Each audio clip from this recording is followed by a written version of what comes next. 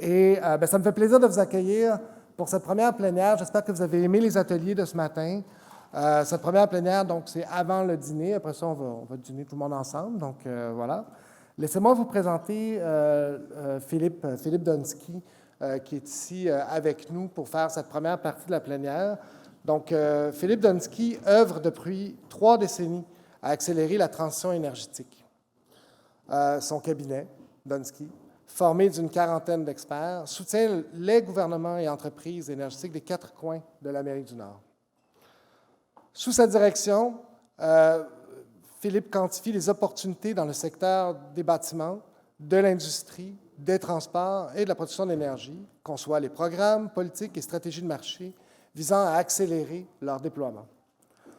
Et, bien sûr, il en évalue les performances. En plus de diriger son cabinet, Philippe prend plaisir à contribuer aux politiques publiques touchant à l'énergie, à l'environnement et à l'économie. Il est notamment le coprésident de l'organisme Efficacité énergétique Canada, siège au CA de l'Association canadienne de l'énergie renouvelable et du Fonds climat du Grand Montréal. Il est impliqué dans plusieurs initiatives stratégiques visant à décarboner, voilà, l'économie. Donc, Philippe, à toi, je te cède le lutrin. Voici ton clicker. Merci beaucoup.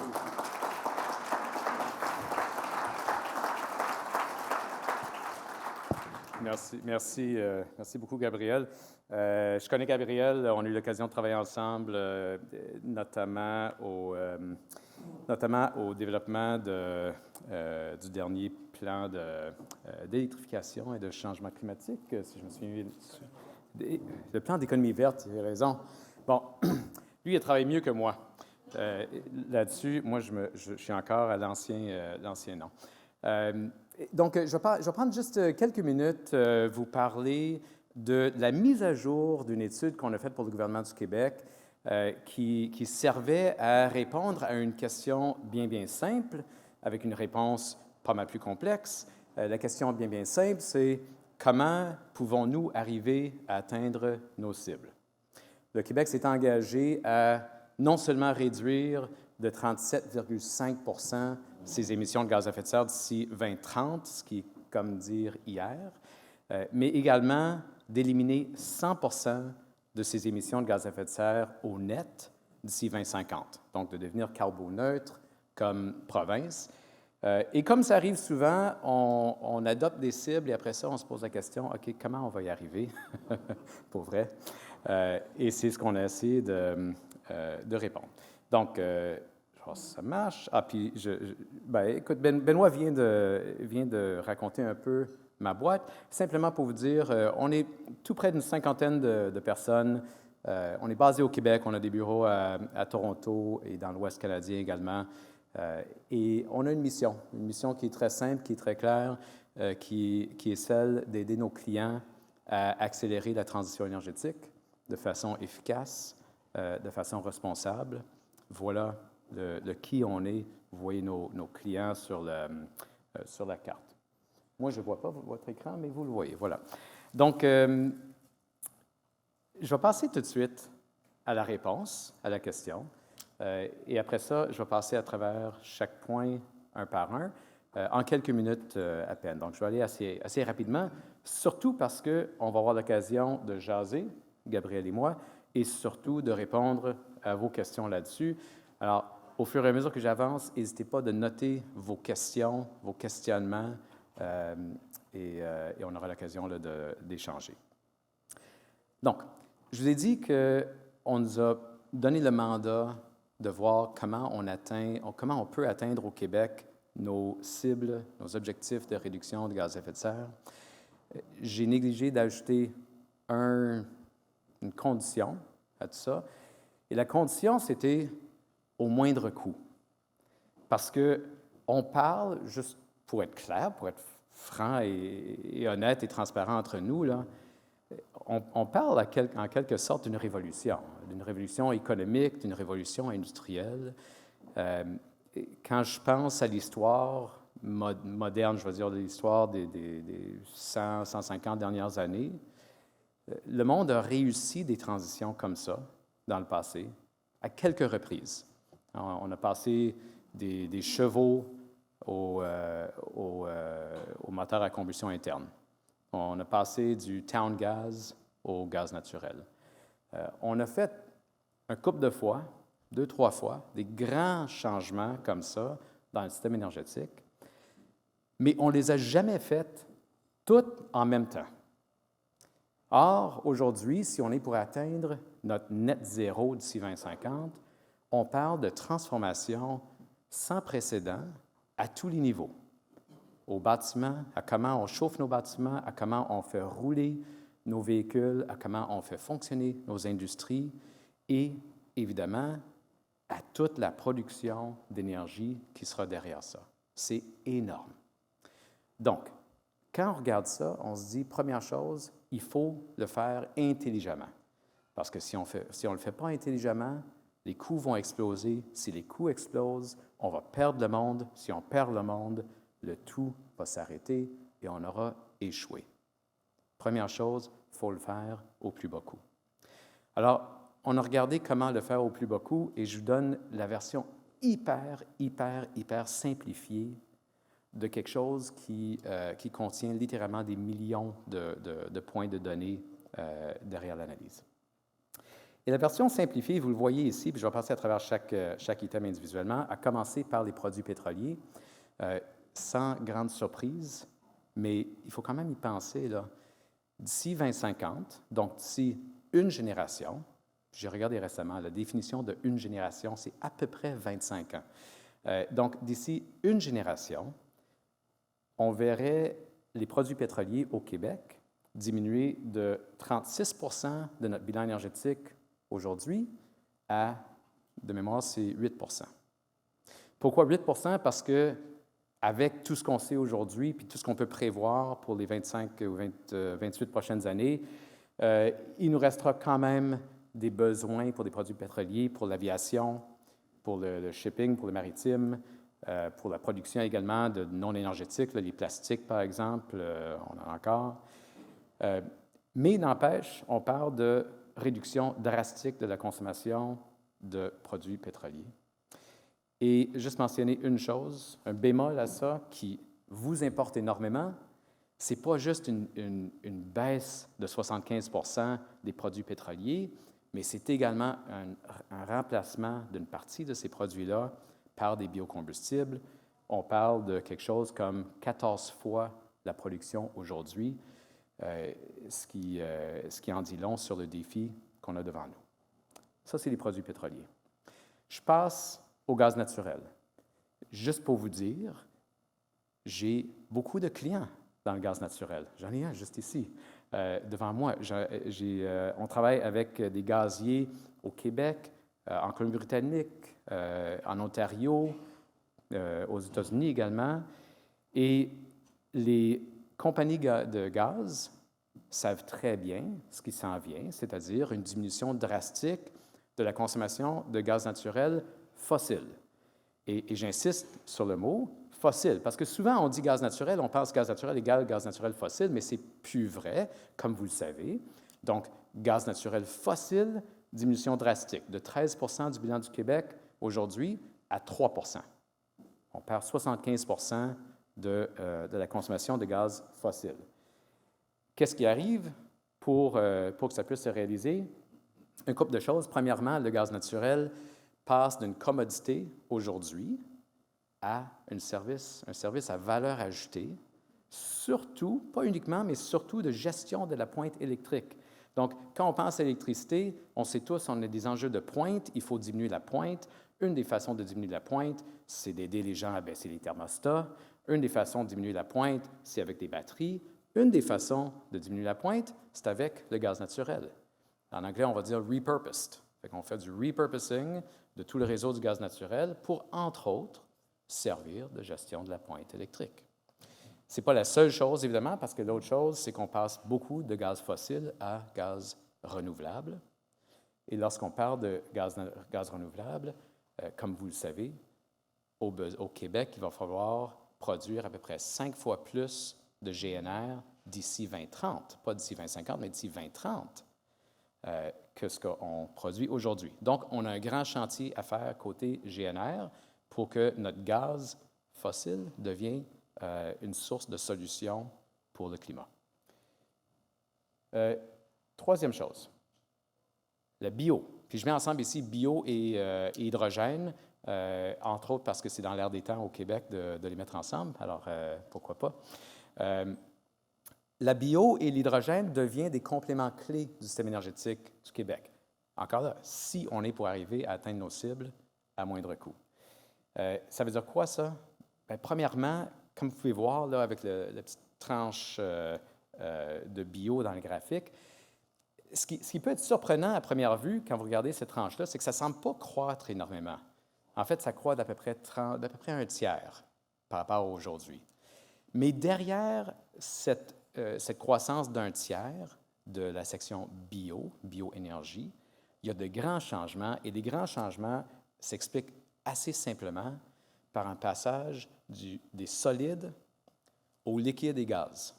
Et encore là, je dis des choses que vous savez très bien, pertinemment bien, parce que vous travaillez là-dessus, mais la bioénergie au Québec a toujours longtemps été quoi? On brûle du bois directement. Et de plus en plus, notre bois devient beaucoup trop important pour brûler directement. On va le convertir dans des gaz, on va le convertir dans des liquides, et ça va servir à des usages pour lesquels il n'y a pas de meilleure solution dans un monde décarboné. Donc, voilà le défi bio. L'hydrogène. Si vous regardez vraiment de très près le graphique, vous allez voir l'hydrogène, là, c'est le petit bout bleu, en bleu pâle. Il y a du monde qui regarde ça et qui me disent « Philippe, qu'est-ce que tu as contre l'hydrogène? » J'ai strictement rien contre l'hydrogène. J'adore l'hydrogène. J'adore l'hydrogène. Pourquoi? Parce que l'hydrogène nous permet de décarboner des usages qu'on ne peut pas décarboner autrement. Dans la modélisation nous dit à peu près 3 % du bilan énergétique total en 2050 serait fourni par l'hydrogène. Est-ce que ça va être 3? Est-ce que ça va être 5? Est-ce que ça va être 8? On verra. C'est une modélisation avec les informations qu'on avait il y a 1 an ou 2. Personnellement, j'ai l'impression que ça va être un peu plus que le 3 %. Ce ne sera pas plus que 10. Mais ces pourcentages-là sont essentiels parce qu'on n'a pas d'autre solution pour les usages qui peuvent être comblés par l'hydrogène. Et juste mentionner 3 %, même si ça sonne comme rien, 3 % du bilan énergétique du Québec, c'est 18 TWh d'électricité si on le produit à partir d'électrolyse. Et 18 TWh d'électricité, c'est pas rien. Donc, voilà pour le bio et l'hydrogène. Il m'en reste 2. Je passe rapidement. Le plus gros du côté production. Parce que fondamentalement, et le Québec d'ailleurs, on est extraordinairement bien servi. Le ministre l'a dit ce matin, on a fait les bons choix. Il y a 50 ans environ, on a fait d'excellents choix. On a déjà un super parc électrique, de production électrique, pas mal décarboné. On a déjà électrifié une bonne partie du chauffage résidentiel. C'est extraordinaire. Il nous reste de grands pans d'électrification à faire. Aujourd'hui, l'électricité, 38 %. Vous vous rappelez tantôt, j'ai dit produits pétroliers, 36 %, électricité, 38 %. Ils sont pas mal à égalité aujourd'hui. À l'avenir, électricité, 71 %. Si on est pour atteindre nos cibles à moindre coût. 71, passer de 38 à 71, ce n'est pas une mince affaire. On parle de presque doubler la part de l'électricité au Québec, l'endroit où l'électricité occupe déjà le rôle le plus important n'importe où en Amérique du Nord. Donc, 2 fois, en fait, c'est presque 2 fois. Quand on regarde la modélisation, là, c'est à peu près une hausse d'à peu près 2 tiers, là, quelque chose comme 67-68 %. Mais la modélisation ne tient pas compte de certaines choses, des besoins grandissants de nos voisins en électricité directe, des besoins grandissants d'hydrogène vert, d'exportation d'hydrogène vert, ce qui est une forme d'électrification indirecte, et de plus en plus la localisation d'industriels, donc les industriels qui cherchent quoi comme valeur ajoutée, comme input compétitif, des électrons à bas carbone et à bas coût. Et ça, il n'y a pas beaucoup d'endroits au monde qui les a. Nous, on les a. Ces deux éléments-là, l'électricité pas chère et zéro carbone. De plus en plus, je m'attends à ce qu'on reçoit beaucoup d'industries qui veulent s'installer, s'agrandir au Québec. Et ça, on n'en tient pas compte ici. Donc, sans tenir compte de ces éléments-là, on parle de quoi? De 130 TWh d'électricité additionnelle qu'on aurait besoin d'avoir au Québec d'ici une génération. Une génération. Bon. Je ne veux pas négliger le parent pauvre de tout le système énergétique, celui dont on ne parle que trop rarement, qui est l'efficacité énergétique. Parce que si on ne s'attaque pas à l'efficacité énergétique, vous voyez la courbe. La courbe ici, et tout ce que vous venez de voir, ça prend pour acquis qu'on va à fond en efficacité énergétique. Et à fond, ça veut dire quoi? Ça veut dire la partie de la tarte que vous voyez là, qui est immense, qui est en fait une plus grande partie des besoins futurs en énergie du Québec qui serait comblée par une meilleure efficience que la hausse de la production d'électricité, qui est déjà à 130 TWh de plus. Ce qui est une autre façon de dire, si on ne va pas à fond en efficacité énergétique au cours des prochaines années, notre défi de croissance de la production d'électricité sera non pas 130 TWh, mais 150 ou 200 ou 250, ou à la limite, si on ne fait absolument rien, on parle de 300 TWh de plus, ce qui, entre nous, risque d'être invraisemblable et infaisable. Alors, on a besoin des deux. Voilà, j'ai sauté, j'ai oublié de peser sur le bouton, mais voilà les petits mots. Donc, voilà dans l'ensemble, vu très, très, très haut niveau, de ce que nous, on voit comme étant nécessaire si, et ce n'est pas une prévision de ce qui va arriver, juste pour être très clair, c'est ce qu'on aura besoin si le Québec est pour atteindre ses cibles à moindre coût, de façon le plus abordable possible. J'arrête là, et comme ça, on pourra jaser ensemble. Voilà. Merci.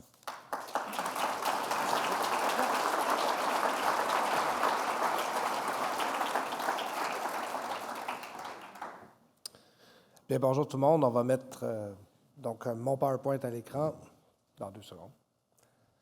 Et puis, bien, merci Philippe. Merci d'avoir réitéré un message qui est important, qui est porté par l'ACPER depuis maintenant 2 ans, comme tu sais, qui est le défi finalement de hausser notre production d'énergie renouvelable de façon considérable en ne le mettant jamais en opposition aux efforts d'efficacité énergétique qu'on doit faire. Donc, c'est une question de complémentarité. Puis pour nous, c'est pas grave, les dégâts, on va les ramasser après. Hein, on a des gens qui s'occupent de ça, Elisabeth. Fait que, essentiellement, nous, ce qu'on a fait cette année, puis vous allez voir, on va en parler un petit peu plus à la fin du repas, là, au moment de votre dessert, mais c'est qu'on a fait une mise à jour de la feuille de route 2030 de l'ACPER. Puis la feuille de route 2030 de l'ACPER, elle est, au départ, la bougie d'allumage de ce document-là, ça a été l'étude de Dunsky. Une étude qui a été commandée par le gouvernement, qui visait justement à quantifier le bond en avant qu'il fallait faire. Puis j'ai même dit, je crois, au MERN ou au MELCC, quand on m'a remis l'étude, qu'il fallait donner une augmentation à celui qui l'avait commandé à Philippe. Donc, et que, non? Ah, dommage.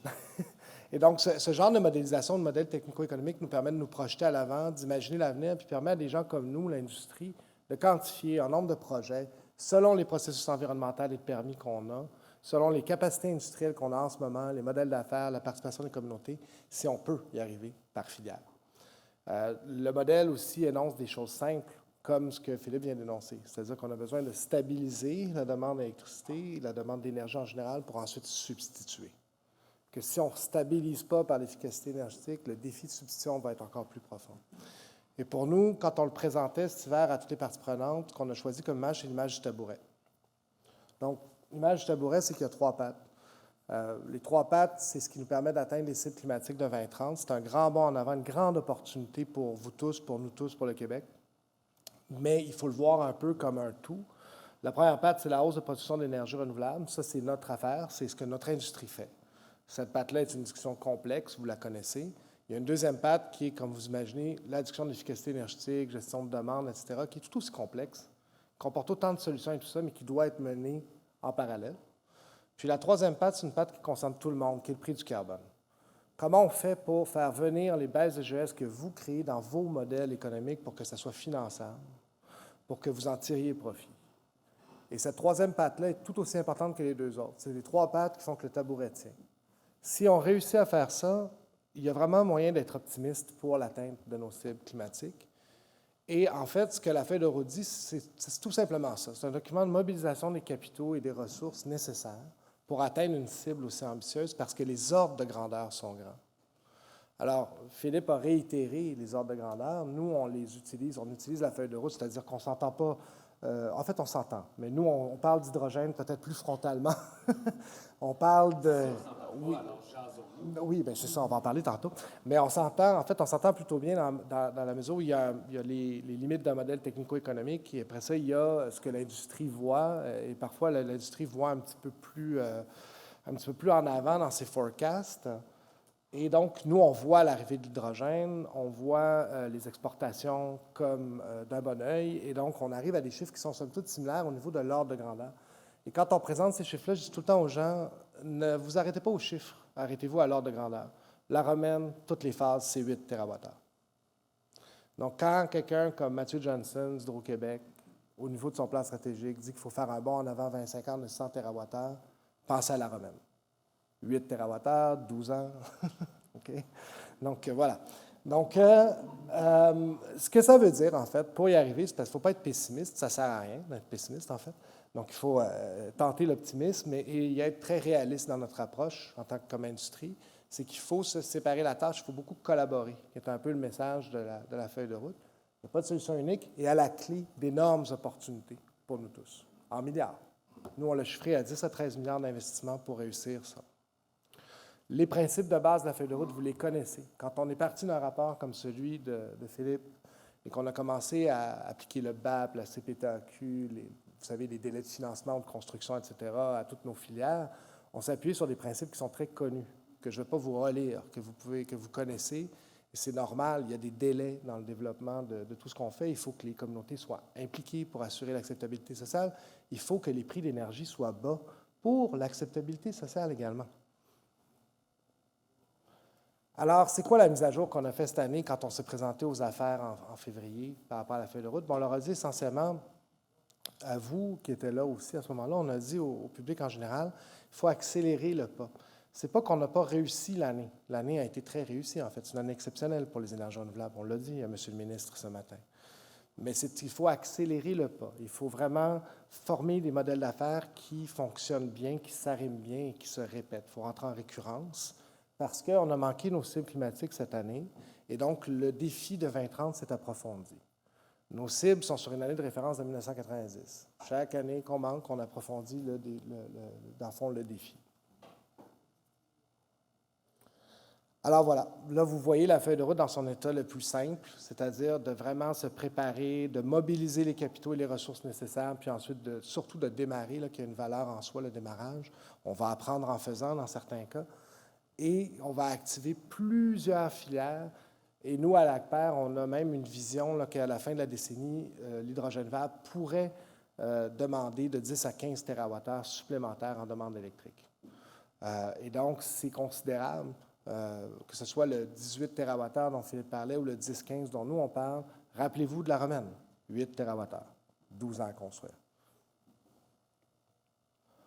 Alors, ce qui m'amène sur un sujet simple qui est la troisième patte. Vous savez, nous, à l'ACPER, on a parlé beaucoup du fait qu'on avait besoin d'appels d'offres dédiés, de processus clairs pour lancer des filières comme la petite hydro, le solaire, les biocarburants, le GNR, l'éolien. Mais il y a un autre élément dont on va beaucoup vous parler à l'avenir, qui est celui dont Sophie Brochu a parlé à Tout le monde en parle. Elle a dit, moi, je veux vendre mes tomates au prix des tomates biologiques. Hein? Donc, elle parlait de sa ligne qui va à New York. Eh bien, je vous annonce que nous, dans l'industrie, on ne vend que des tomates biologiques. C'est la proposition de valeur que vous avez. Vous ne faites pas des électrons ou des molécules.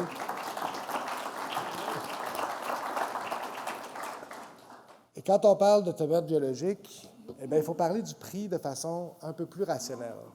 Alors, quand on parle du prix de l'éolien au Québec, on en parle en kilowattheure, mais on fait l'économie du fait que notre énergie éolienne produit de la capacité, que les analyses statistiques en capacité, les modèles actuels qui sont utilisés par Hydro-Québec donnent une capacité hivernale à nos parcs éoliens et que ces parcs éoliens produisent des attributs environnementaux qui sont vendus sur nos marchés d'exportation. L'image que vous voyez là, en fait, c'est le prix du dernier appel d'offres éolien qui a eu lieu au Québec. C'est l'appel d'offres, vous savez, le 4e appel d'offres, qui est sorti avec un prix moyen de 6,3 sous au kilowattheure. Et dans ce prix, on aurait dû et on devrait et on doit commencer à communiquer au public qu'il y a plusieurs éléments de prix.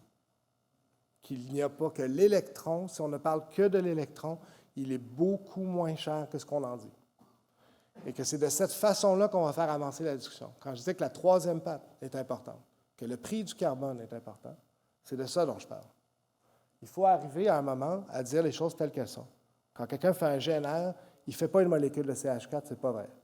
Les grands consommateurs, là, gaziers, industriels, ont besoin de cette molécule-là parce que des fois, elle est carbo-négative sur des modèles agricoles. Ça évite des paiements au SPED. C'est des choses importantes qu'il faut que les banquiers puissent rentrer dans leur financement, etc. Les prix que vous voyez là au niveau des attributs environnementaux, c'est des prix publiés, des RECs new-yorkais, NYSERDA, type 1, dans le dernier appel d'offres. Ce n'est pas de la science-fiction. Donc, les grands messages qu'on a fait sur la feuille de route pour nous, c'était ce que vous voyez à l'écran. On a une année qui est charnière devant nous. On a une décennie qui est un grand défi. C'est une super opportunité pour nous tous. Il n'y a pas de solution unique. C'est important qu'on collabore, qu'on reste unis dans cette démarche-là. Les mesures et les programmes doivent être simples et efficaces. Ils doivent être dédiés. C'est-à-dire qu'on veut des méthodes d'approvisionnement qui soient dédiées. Si on veut du solaire, faisons du solaire. Si on veut de l'éolien, faisons de l'éolien.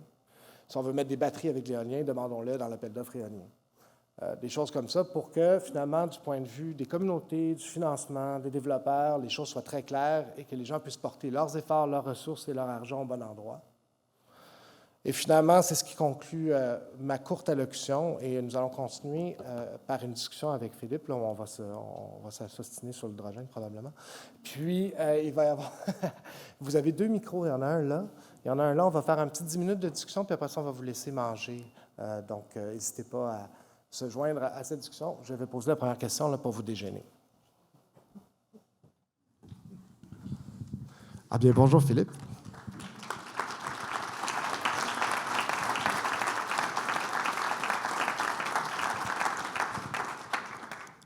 Alors oui, M. Gauthier. Oui, Jacques Gauthier. Bonjour, Philippe. Bonjour. Bonjour, Jacques. Bonjour. Jacques. Écoute, tes projections au niveau de l'hydrogène sont quand même, bien que ça représente 18 mégawattheures, c'est quand même faible. Quels sont les freins que tu as identifiés dans ta modélisation qui t'empêchent de dire que ça va croître de 20 % par exemple?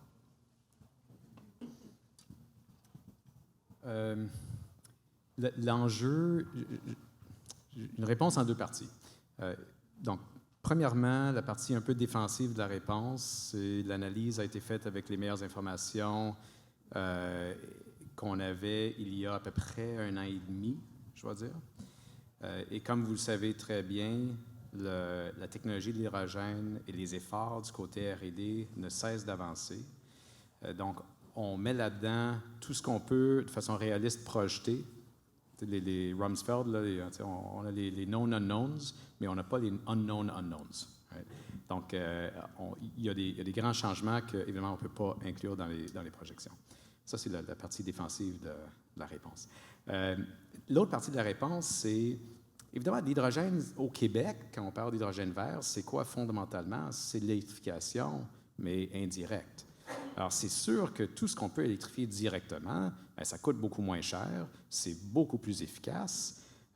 On produit, on a beaucoup plus de valeur pour notre dollar ou pour notre vent ou pour notre eau ou pour notre soleil que de le faire indirectement. Donc, la question, c'est quels usages peuvent être électrifiés directement, lesquels ne peuvent pas. Quand on fait la modélisation, là où on a assez de conviction, c'est au niveau des transports légers électrifions direct. Ça, c'est simple. Transport lourd, il y a une bataille qui se fait. Puis, écoute, on a une boule de cristal, mais c'est un peu comme VHS et Beta. Là, on va voir dans la réalité qu'est-ce qui va arriver. Nous, on projette que l'hydrogène va être très utile pour les camions les plus lourds qui vont sur de longues distances et pas pour le reste. Donc là, il y a une partie de ces 18 TWh-là. Après ça, il y a l'industrie. Au Québec, on n'a pas beaucoup d'industries qui ont besoin de l'hydrogène, qui ne peuvent pas passer par une électrification directe. On en a certaines par contre, et celles-là, bien, on les a mis à l'hydrogène. Donc, c'est surtout transport lourd, longue distance et certains créneaux industriels au Québec qui nécessiteraient le 18 TWh de input pour l'hydrogène vert. Ce qu'on n'a pas là-dedans, comme j'ai mentionné, c'est toutes les opportunités d'exportation, et Dieu sait qu'il y a beaucoup d'intérêt pour la chose. J'espère qu'à la suite de l'annonce du ministre, demain, tu vas avoir des arguments pour revoir ta modélisation. Merci, Philippe. Bien, si je peux me permettre, Philippe, nous, la démarche, Jacques, qu'on a suivie, c'est qu'on a un groupe hydrogène à l'ACPER qui réfléchit en termes très de terre à terre. Donc, on le regarde en fonction des projets qui existent, les projets qui sont discutés. On va en parler d'ailleurs demain dans un atelier dans lequel l'Enerkem, qui planifie les plus grands électrolyseurs au Canada, va participer, ainsi qu'Air Liquide, qui actionne le plus grand électrolyseur PEM au monde, à Bécancour.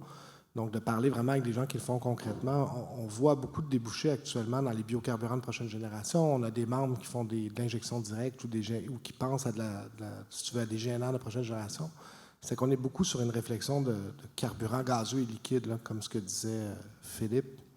On entend beaucoup parler aussi d'initiatives industrielles. C'est ça qui nous amène aux 10 à 15 TWh, parce que maintenant, on liste des projets. Et puis, donc pour nous, c'était une opportunité, dès la feuille de route, d'énoncer ça quand on s'est présenté à la Régie de l'énergie l'été passé, pour dire attention, il y a un risque d'approvisionnement de 10 à 15 TWh à l'horizon du plan. Et c'est comme ça qu'on le présente dans la feuille de route. Mais on a eu beaucoup de discussions avec l'équipe de Philippe sur ces sujets-là. Et c'est juste que nous, à la feuille de route, il fallait qu'on le fasse sortir parce que c'est une opportunité claire pour nous en tant que producteurs, mais c'est aussi un point de vigilance pour la société d'État. Jeanne Charbonneau, je suis la directrice du regroupement des centres de transfert de technologies en transition énergétique au Québec. Je salue encore une fois la qualité de cette étude-là qui a aidé quand même tout notre écosystème à évoluer, à se fier sur d'autres données plus stables, et aussi la feuille de route de la QPR qu'on appuie. Et je trouve que toutes ces études-là ont une vraie valeur pour nous aider à évoluer.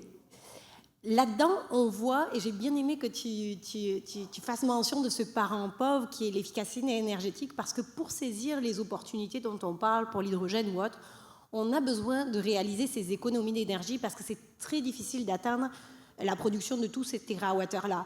Moi, ce que je me demandais, c'est quand est-ce qu'on va avoir une vraie feuille de route solide pour arriver à nos objectifs d'efficacité énergétique, parce que j'ai l'impression que ça aussi, c'est un parent pauvre, dans la mesure où les mesures qui sont actuellement disponibles pour les entreprises sont tout à fait insuffisantes pour arriver à faire un tournant. Moi, je travaille avec plusieurs industries, y compris, mettons, l'industrie du tourisme, et il n'y a personne qui bouge là-dedans parce que les paybacks sont beaucoup trop longs. On écoute Hydro-Québec et on ne sait pas vraiment où est-ce qu'ils vont aller les chercher. Ils vont aller les chercher chez 2-3 individus avec des cheveux. On n'a pas l'impression d'avoir une feuille de route aussi claire en efficacité énergétique qu'on l'a dans les autres secteurs. Fait que ma question va à nos deux organisations. Quand est-ce qu'on va avoir une feuille de route qui va permettre de nous libérer tous les térawattheures dont on a besoin pour effectuer cette transition-là? Merci pour la question. J'aimerais tellement avoir une réponse. Ce que je peux dire, c'est... Bon, premièrement, on a une feuille de route, présentement. C'est le plan... et encore là, je me souviens jamais parfaitement des noms de tous les plans là, qui existent, mais on a le plan de transition énergétique du Québec, qui date de quelques années maintenant, qui est une feuille de route, en fait, et qui est une feuille de route qui est axée avant tout sur l'efficacité énergétique. Donc, ça, c'est un bon point de départ. Il faudrait évidemment le mettre à jour. Ça me semble très clair. Il y a des discussions en cours, même chez Hydro-Québec. Donc, nous, on travaille avec Hydro-Québec pour peut-être mettre à jour, dans une certaine mesure, leur propre plan en efficacité énergétique. Mais ultimement, si je peux être franc, moi, ça fait près de 30 ans là, que je travaille sur l'efficacité énergétique. Et ma firme, on passe beaucoup de temps à concevoir des programmes incitatifs en efficacité énergétique. À un moment donné, il va falloir réglementer.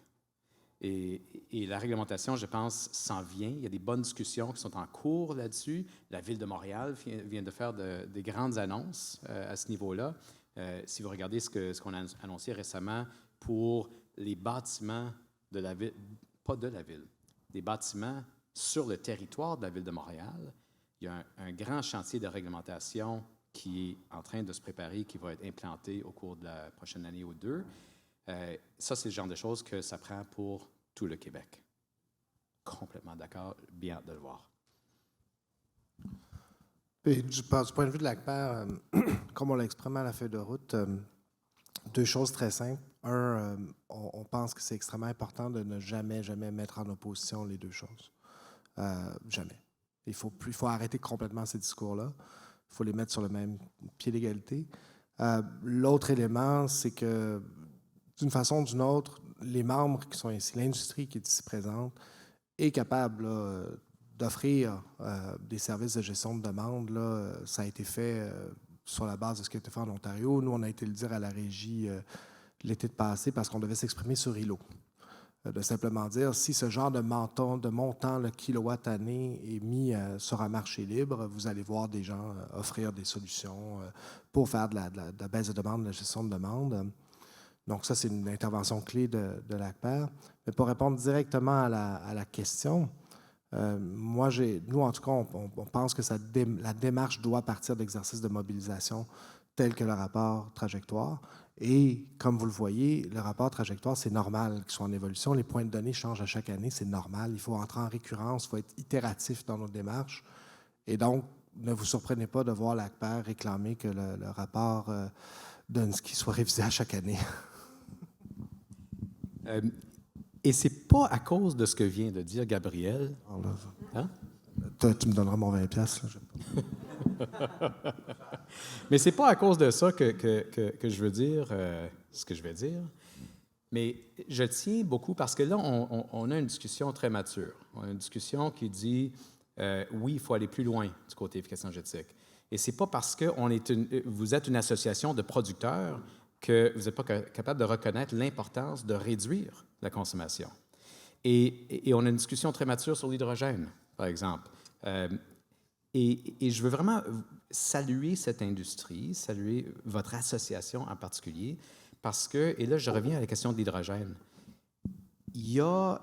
Moi, j'insiste beaucoup, là, je suis un fan d'hydrogène, parce que ça peut faire des choses qu'aucune autre solution ne peut faire.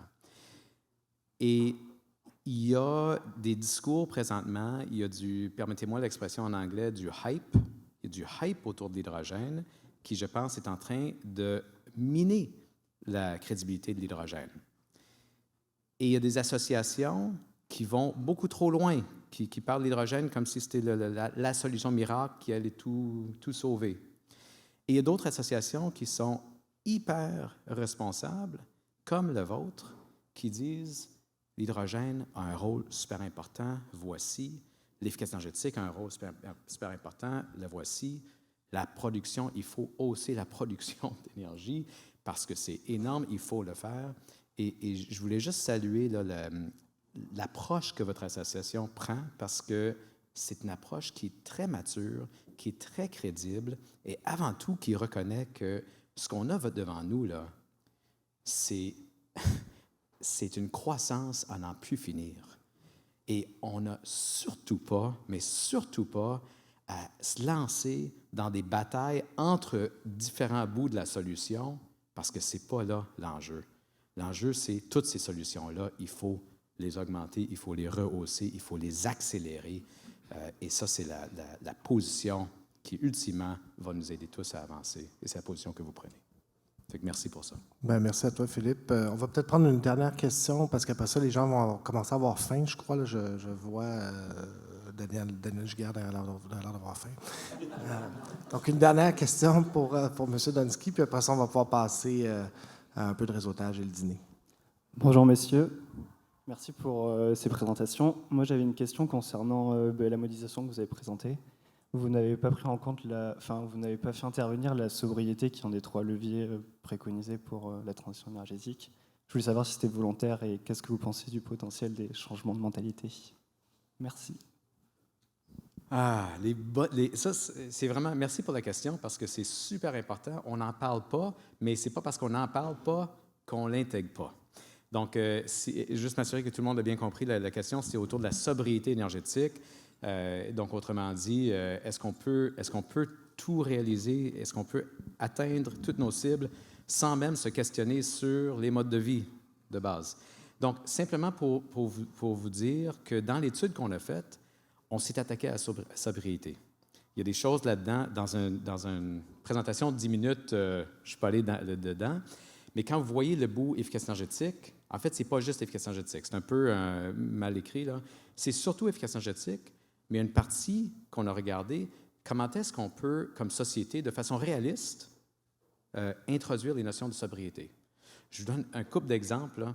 On a intégré là-dedans des efforts pour minimiser la taille des nouvelles constructions de maisons, hein, parce qu'on n'a pas tous besoin de 3000 pieds carrés de maison pour une première maison. On a introduit là-dedans des mesures pour limiter l'étalement urbain, pour limiter les besoins en transport, les besoins de l'auto solo.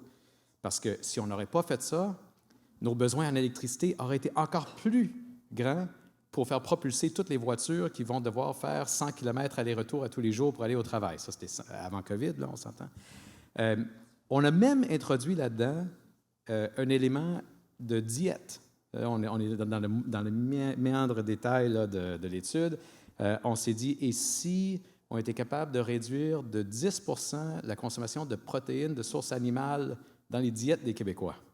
Et ça ajoute un tout petit peu là, au graphique, c'est comme caché dedans. Mais tous les éléments de sobriété, on les a inclus. Pourquoi? Parce que, encore une fois, on est dans un monde maintenant de all of the above. Et on a besoin de plus de sobriété.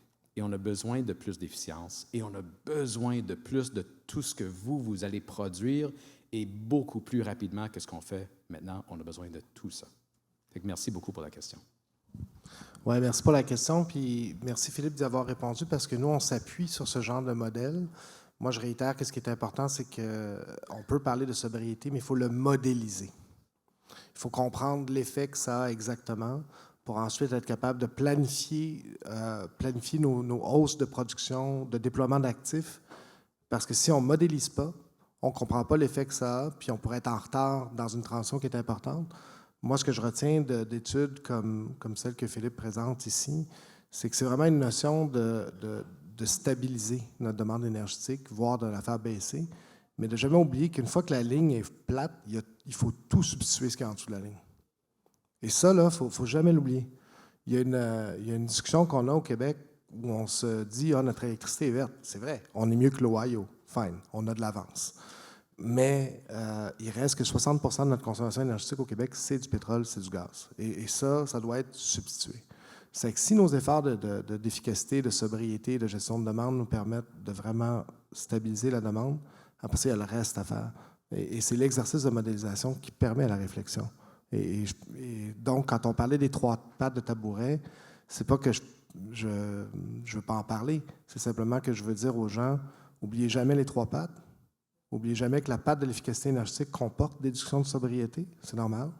C'est juste pas notre sujet à l'ACPER, mais on sait que c'est important et on sait que ça ne doit pas être mis en opposition. Parce que ça ne sera pas la solution unique. Il n'y a pas de solution unique. Alors, voilà. Pour le reste, Philippe, merci. Tu veux dire un dernier mot? Comment? Ben, vas-y. Oui, je vais juste ajouter une chose.